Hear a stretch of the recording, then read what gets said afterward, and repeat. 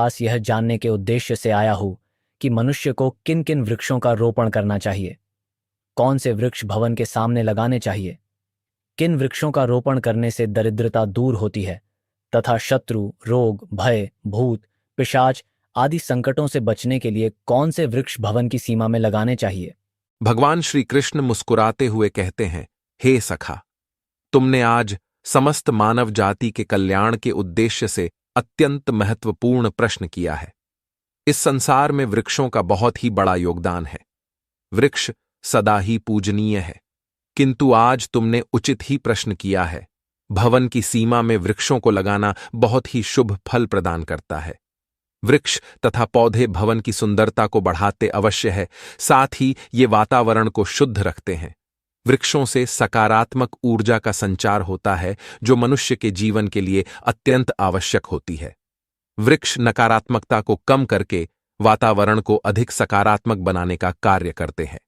घर के सामने शुभ पेड़ पौधे लगाने से घर में सुख समृद्धि आती है। साथ ही ये पेड़ पौधे कई प्रकार के वास्तु दोषों को नष्ट करते हैं। घर के आंगन में खड़े वृक्ष देवताओं के समान घर की रक्षा करते हैं। हे मित्र, भवन के पास कौन से पौधे लगाने चाहिए और कौन से नहीं, इसके बारे में बताने से पूर्व मैं तुम्हें एक प्राचीन कथा सुनाता हूं, जिससे तुम्हें समझ में आ जाएगा कि वृक्षों का तथा पेड़ पौधों का भवन के पास लगाना कितना शुभ होता है और कौन से पौधे भवन के पास लगाने से दुख एवं दरिद्रता आती है। जो भी मनुष्य इस कथा का श्रवण करता है, उसके सैकड़ों पाप नष्ट हो जाते हैं और उसकी दरिद्रता का नाश होता है। भगवान श्री कृष्ण का सखा कहता है, हे केशव, मैं इस कथा को अवश्य ध्यान से पूरा सुनूंगा, कृपया मुझे वह कथा सुनाओ। भगवान श्री कृष्ण कहते हैं, हे सखा, पूर्वकाल की बात है। मध्य देश में एक अत्यंत शोभायमान नगरी थी। उस नगरी में धनेश्वर नाम का वैश्य अपनी पत्नी सुमति के साथ निवास करता था। धनेश्वर भगवान विष्णु का भक्त था और वह नित्य भगवान विष्णु की पूजा करता था। धनेश्वर की पत्नी भी सुशील और गृह कार्य में दक्ष थी। घर में धन धान्य की कोई कमी नहीं थी। भगवान की कृपा से उसके पास सब कुछ था। इस प्रकार से अनेक दिन बीत जाने के पश्चात धनेश्वर की जो पत्नी थी, जिसका नाम सुमति था, उसने अपने आंगन में कुछ वृक्षों का रोपण किया और नित्य उन वृक्षों को जल चढ़ाकर उनकी सेवा करने लगी। किंतु धनेश्वर की पत्नी को वृक्ष रोपण का ज्ञान नहीं था। उसे जो वृक्ष प्रिय लगे उन्हीं वृक्षों का रोपण उसने किया। जो वृक्ष अशुभ होते हैं उन्हीं वृक्षों का रोपण उसने अपने घर के आंगन में कर दिया, जिस कारण से उस वैश्य धनेश्वर को व्यापार में काफी सारा घाटा होने लगा। उसके घर में रोज कलह होने लगा। पति पत्नी में बार बार क्लेश होने लगे। उन दोनों के जीवन में अनेक कठिनाइयां आने लगीं। धनेश्वर का सारा व्यापार डूब गया और उसका सारा धन भी नष्ट हो गया। अब धनेश्वर के पास अनाज भी खरीदने के लिए पैसे नहीं थे। वे भूखे ही रहने लगे, जिससे क्रोधित होकर उसकी पत्नी भी गुस्सा करने लगी। वह अपने पति को कोई काम करने के लिए कहती। फिर धनेश्वर काम मांगने के लिए गांव में घूमने लगा, लेकिन उसे कहीं पर भी काम नहीं मिलता था। उसने आकर अपनी पत्नी से कहा, हे भद्रे, मुझे तो कोई भी काम नहीं दे रहा है। अब मैं कहां पर काम खोजने जाऊं। वे दोनों ही पूरी तरह से हतबल हो गए थे। दोनों के पास भी उद्योग करने के लिए कुछ नहीं था। धनेश्वर ने अपनी पत्नी के सारे गहने भी बेच डाले और जो कुछ भी अन्न मिला उसी से पेट भर लिया। इस प्रकार से अशुभ वृक्ष लगाने के कारण दोनों के ही जीवन में घोर दरिद्रता और संकट आने लगे। किंतु वे दोनों ही इस बात को नहीं जानते थे। भगवान विष्णु और देवी लक्ष्मी वैकुंठ लोक से अपने भक्त की इस दुर्दशा को देख रहे थे। तब देवी लक्ष्मी ने भगवान विष्णु से कहा, हे प्रभु, क्या आप अपने भक्त की सहायता नहीं करेंगे? धनेश्वर आपका बड़ा भक्त है। वह नित्य आपकी पूजा आराधना करता है। भगवान विष्णु कहते हैं, हे देवी, मैं अवश्य ही धनेश्वर की सहायता करूंगा, किंतु उससे पहले मुझे उसकी परीक्षा लेनी होगी। इसीलिए मैं स्वयं उसके घर पर जाकर उसकी परीक्षा लेता हूं।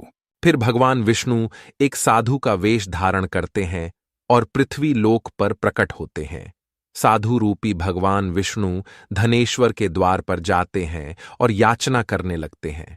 तब द्वार पर आए हुए साधु को देखकर धनेश्वर उन्हें प्रणाम करता है और कहता है, हे साधु महाराज, पधारिए, इस गरीब के घर में आपका स्वागत है।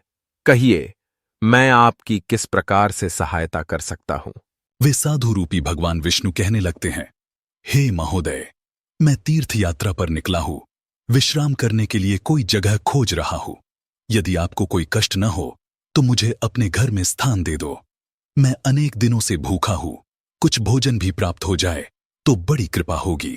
साधु महाराज के ऐसे वचन सुनकर वह धनेश्वर कहने लगा, हे साधु महात्मा, आप अवश्य ही कोई पुण्यात्मा दिखाई पड़ते हैं। आपके मुखमंडल पर बहुत तेज है। आपकी सेवा करने का मुझे सौभाग्य मिल रहा है।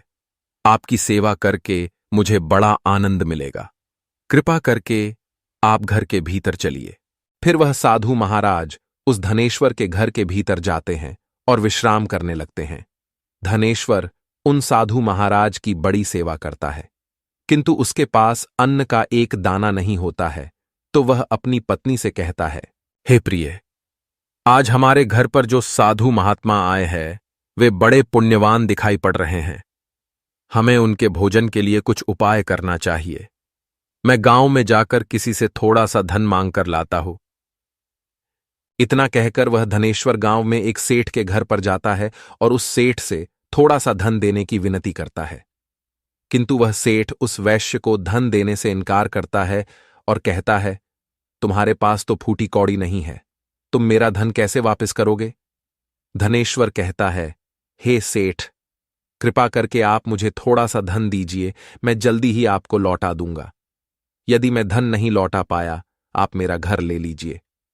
धनेश्वर की बात सुनकर उस सेठ को उस पर थोड़ी दया आती है और वह उसे धन देते हुए कहता है, हे वैश्य, यदि तुमने धन नहीं लौटाया तो तुम स्वयं ही मुझे अपना घर सौंप दो। धनेश्वर कहता है, हे सेठ, मैं वचन देता हूं, यदि मैंने धन नहीं लौटाया तो मैं आपको मेरा घर सौंप दूंगा।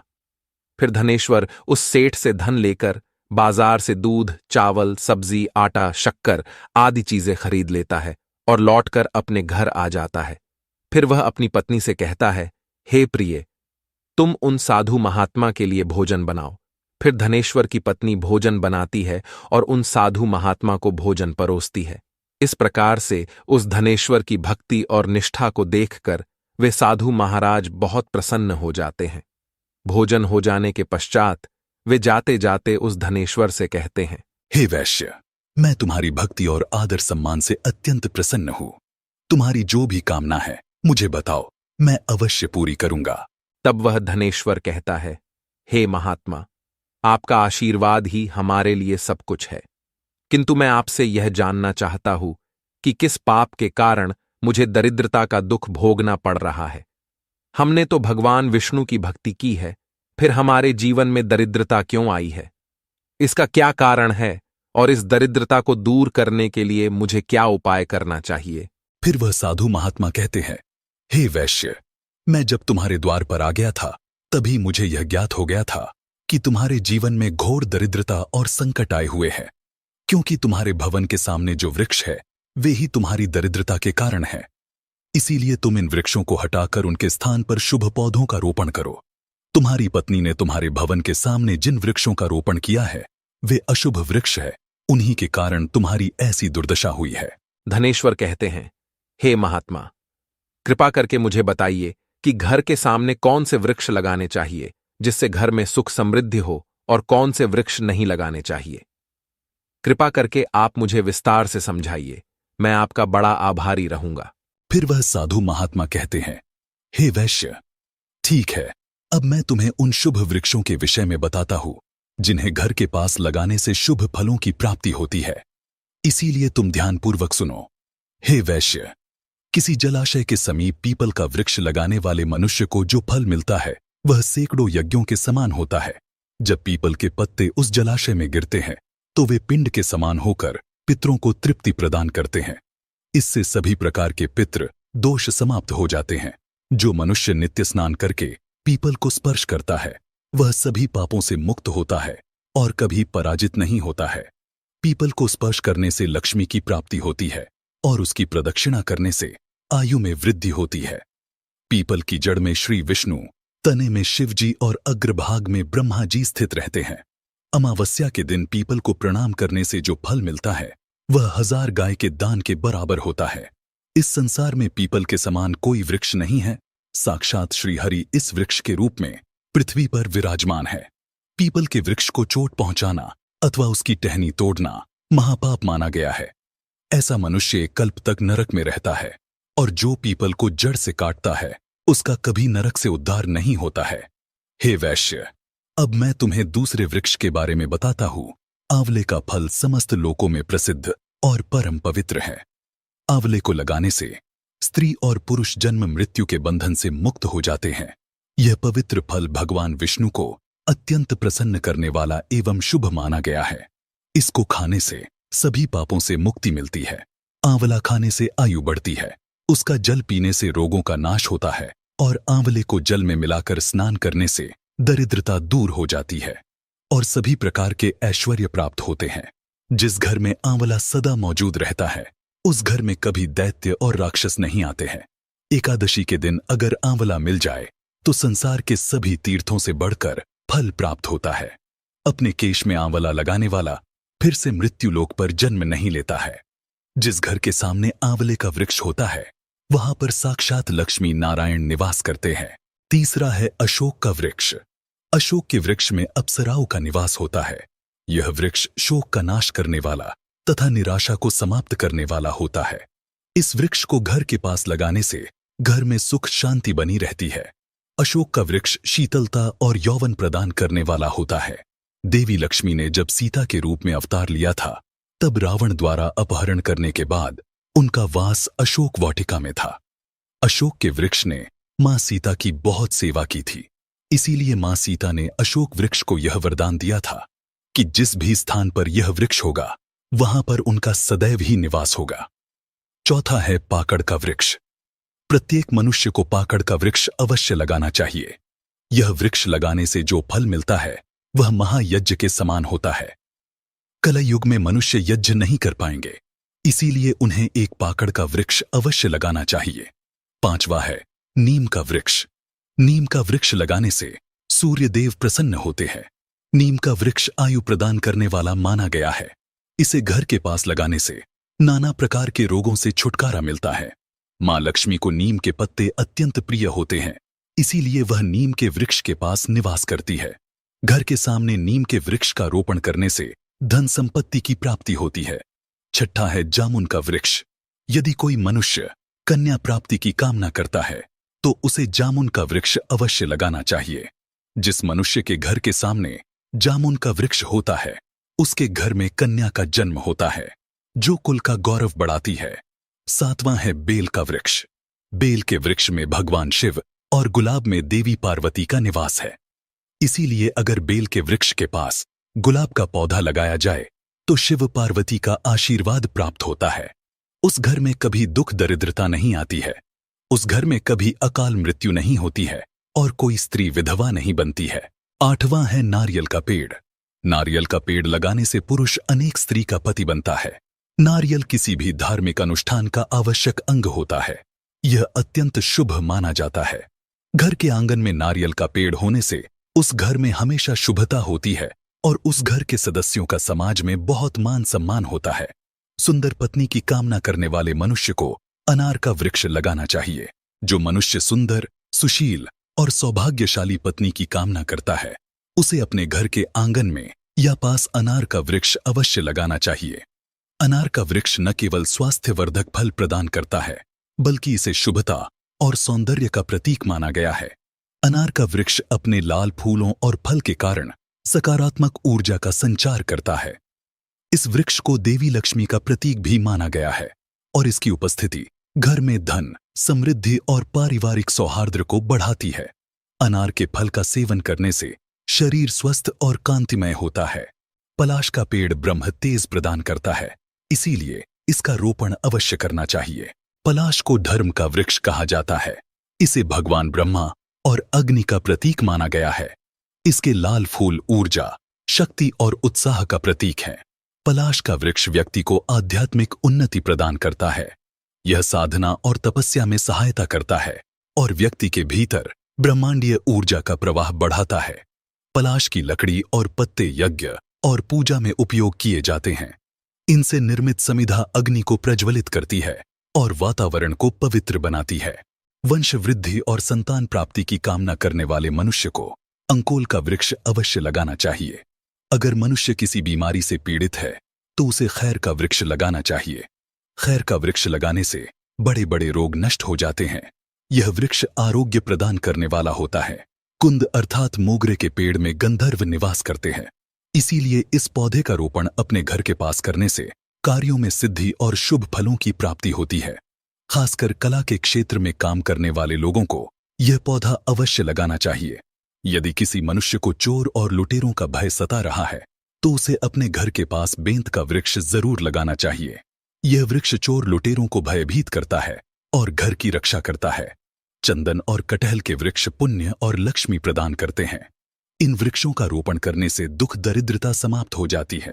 घर की उत्तर दिशा में पाम और कनक चंपा का पौधा लगाया जाता है तो धन में वृद्धि होती है। केले का पेड़ भी बहुत शुभ होता है और यह घर में सुख समृद्धि और खुशहाली लाता है। केले के पेड़ में भगवान विष्णु का वास होता है, इसलिए घर में केले का पेड़ होने से घर में धन की कमी नहीं होती है। हर श्रृंगार के पौधे को पारिजात भी कहा जाता है। इस पौधे की उत्पत्ति समुद्र मंथन के समय हुई थी और देवी लक्ष्मी भी समुद्र मंथन से ही प्रकट हुई है, इसीलिए पारिजात के पौधे का बहुत अधिक महत्व है। यदि इस पौधे को अपने घर पर लगाते हैं तो आपको मां लक्ष्मी की विशेष कृपा प्राप्त होगी। मनुष्य को कभी भी ताड़ का वृक्ष नहीं लगाना चाहिए। ताड़ का वृक्ष संतान का नाश करने वाला होता है। जिस घर के पास ताड़ का वृक्ष होता है उस घर के संतानों की कभी उन्नति नहीं होती है। मनुष्य को कभी भी अपने घर के पास बहेड़े का वृक्ष नहीं लगाना चाहिए। इस वृक्ष पर प्रेतों का वास होता है। जो मनुष्य बहेड़े का वृक्ष लगाता है वह प्रेत बन जाता है। इसके नीचे बैठकर कभी पूजा पाठ भी नहीं करना चाहिए। अगर किसी मनुष्य को शत्रुओं का भय सता रहा है तो उसे केवड़े का वृक्ष लगाना चाहिए। यह शत्रुओं का नाश करने वाला होता है। घर में कभी भी ऐसे पौधे नहीं लगाने चाहिए जिनको काटने या तोड़ने पर दूध निकलता हो। घर के सामने कभी भी बबूल का पेड़ नहीं लगाना चाहिए, इसे लगाने से विपत्ति आती है। घर के सामने बेर का वृक्ष भी नहीं लगाना चाहिए, इसे लगाने से नकारात्मकता बढ़ती है, धन का नाश होता है और संकट आते हैं। घर के अत्यंत समीप आम का वृक्ष भी नहीं लगाना चाहिए। इस वृक्ष की छाया घर पर पड़ना अशुभ फल प्रदान करता है, अतः इस वृक्ष को घर से दूर लगाना चाहिए। किसी भी मनुष्य को अपने घर के सामने पपीते का वृक्ष नहीं लगाना चाहिए। इस वृक्ष को लगाने से धन का नाश होता है और दरिद्रता आती है। अगर पीपल का वृक्ष भवन की पूर्व दिशा में होता है तो घर में निर्धनता व्याप्त हो सकती है। वट वृक्ष घर की पश्चिम दिशा में हो तो घर में शोक का काल चिरकाल तक रहता है।